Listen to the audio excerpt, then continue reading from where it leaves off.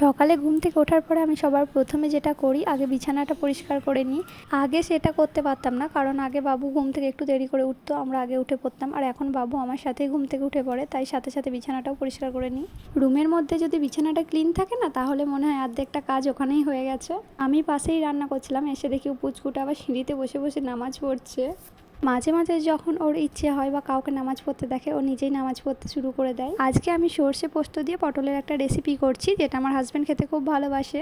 তার জন্য আমি পটলগুলো ছিলে ভাজতে দিয়ে দিয়েছি, হালকা নুন দিয়ে, হলুদ দেওয়া যাবে না। একটু আগে সে পাপার সঙ্গে গিয়েছিল দোকান, আর সেখান থেকে তার পছন্দের একটা বেলুন নিয়ে এসেছে। এখন তার সঙ্গে আমাকে বেলুন নিয়ে খেলা করতে হবে। আর এই সকালের টাইমটা বেশি ব্যস্ত থাকি আমি, বাবুর খাবার করে ওকে খাওয়ানো, আমাদের খাবার করা, তারপরে আবার দুপুরের জন্য রান্না করা। যেদিন হাতে একটু সময় থাকে সেদিন ম্যাগিটা একটু স্পেশালভাবে বানাই, যেমন আজকে বানিয়েছিলাম। এই রান্নাটার মধ্যে না কোনো রকম পেঁয়াজ আদা রসুন নেই, একদম নিরামিষ রান্না এটা, আর খেতেও দারুণ হয়। আমি রান্না করছিলাম আর পুচকুটার বায়না এখন তাকে কোলে নিতে হবে, সে দেখবে রান্না কিভাবে করে, তাই তাকে কোলে নিয়ে কিছুক্ষণ রান্না করলাম। রান্না করতে করতে না প্রত্যেক দিন কিছু না কিছু একটু খেতে মন চাই, তাই একটু ফল কেটে নিয়েছিলাম। আর এদিকে আমার রান্নাটা কমপ্লিট হয়ে গেছে, ওপর থেকে একটু ঘি দিয়ে দিয়েছিলাম।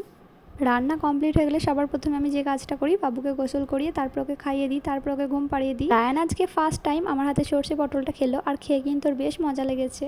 তো চলো, আজকের ব্লগটা এখানেই শেষ করছি, টাটা।